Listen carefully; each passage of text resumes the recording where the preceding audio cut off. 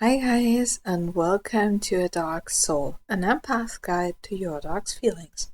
Today, we're gonna talk about how to prevent leash reactivity in puppies and adult rescue dogs. So stay tuned and have fun.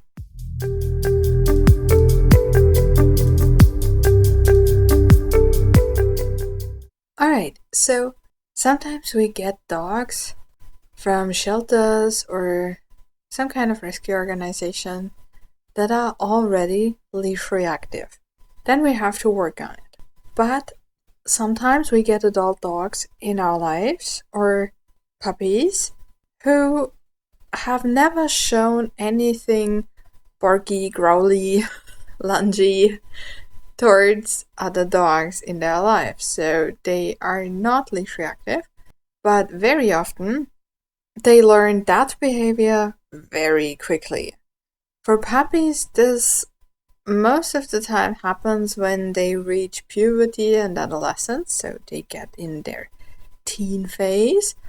And for rescue dogs, it doesn't really have an age range. It just happens when they didn't have experiences meeting other dogs on a leash or being on a leash and not allowed to walk up to other dogs, or have never had any experiences with certain breeds. Like very often bulldogs are an issue because they just look different than other dogs with longer snouts and less wrinkles in their faces. So for dogs with a clean slate, like no bad experiences, never shown any reactivity towards other dogs, we can do specific things that will keep it that way.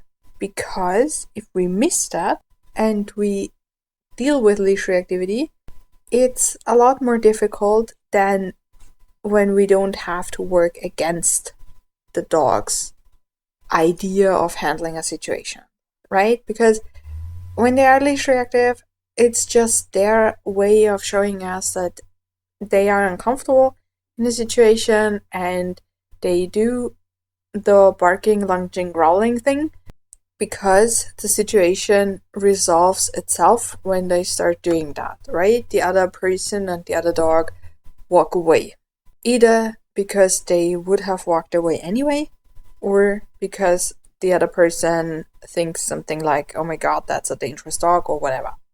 So this is a way of dealing with an uncomfortable situation for our dog.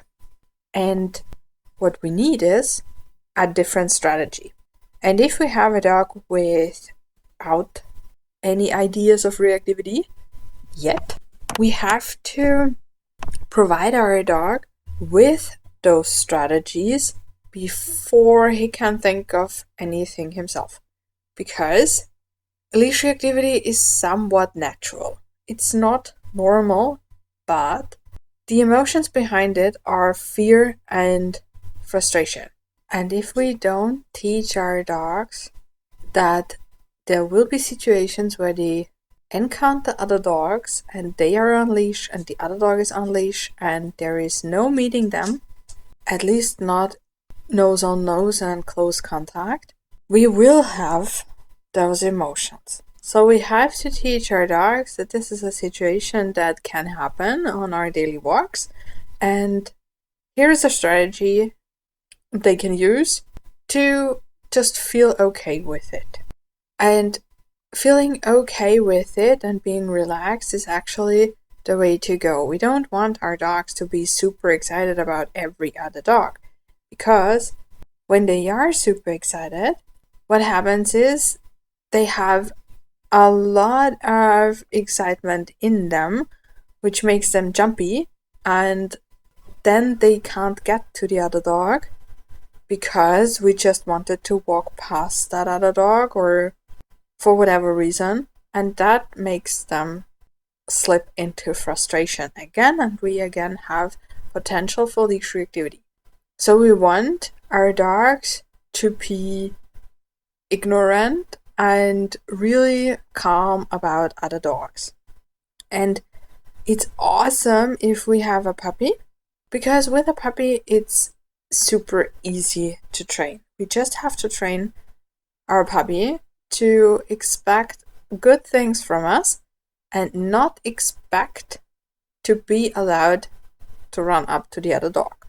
So we just don't let our puppy run up to every other dog, and we provide alternatives with us. So, for example, we can tell the puppy to go sniff and look for a treat on the ground, or look at us and then receive a treat, or look at us and then we walk in a curve, or whatever. For a puppy, it's just a fun game to learn. And it's not that hard to just learn that fun game with the human instead of just running up to the other dog. And no, it does not keep the puppy from being socialized, because we can also teach the puppy a cue for now it's fine to run up to the other dog. Like, for example, we can build up a routine where the puppy looks at us every single time he wants to do something. That also helps with hunting behavior or with crossing a street or whatever, and with other dogs. So first you look at me, and then if I give you the cue, you can run up to the other dog, or we do something different. There is no frustration, there is no fear, because the puppy knows something good is happening, either with my human or with another dog. With a rescue dog, it's a bit more difficult, because a rescue dog, an adult rescue dog, with a rescue puppy, it's pretty much the same. With an adult rescue dog, we can expect some kind of experience, and also a dog who is a little more inventive with his thinking. So he does think on his own a bit more than a puppy does, right? And he might question what we ask him to do. And also, adult rescue dogs very often have stress issues.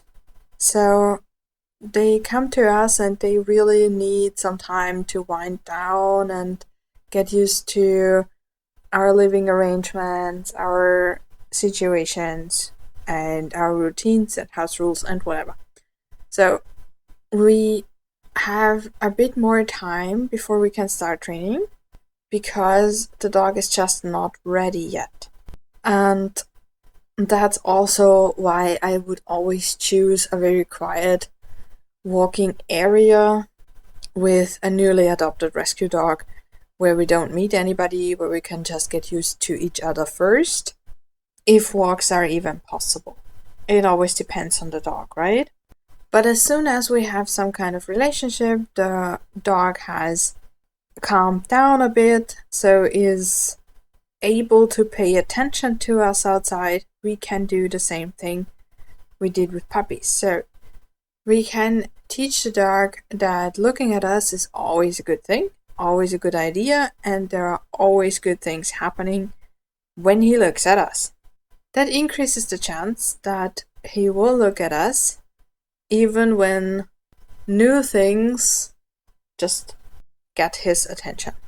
And then we can just try this looking at us with different distractions and build up the distractions until we are at the other dog.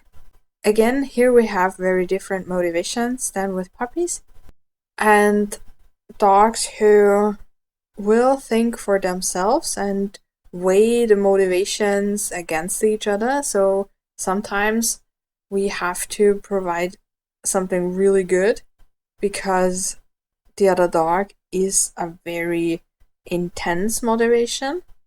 Sometimes it's not that difficult. It really depends on the dog. But again, we have to introduce a strategy that's fine for our dog and that doesn't include any frustration. So not just yanking the leash whenever the dog looks at the other dog, or not just pulling the dog past another dog or to the side or whatever. We really have to give our dogs something to do that they like doing. And then it's really not that difficult to prevent leash reactivity.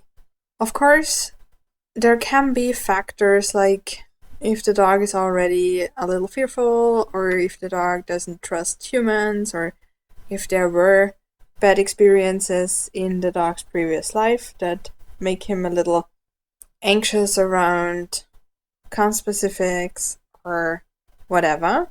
And when we see such a thing, we have to adjust the training plan and the strategy accordingly. But overall, as long as we have a strategy and as long as we focus on good things and not the problems, there will be a way. And now, if you have any puppy owners or new dog owners in your community or friend list or family or whatever, send that person this episode, because it's really so much easier to prevent this than to work on it. Of course, it's not impossible to work on it, but it's a lot easier to prevent it. So together we can help a lot of dogs and a lot of puppies to not even have the problem in the first place, and make it less common that way, because it's a really common issue.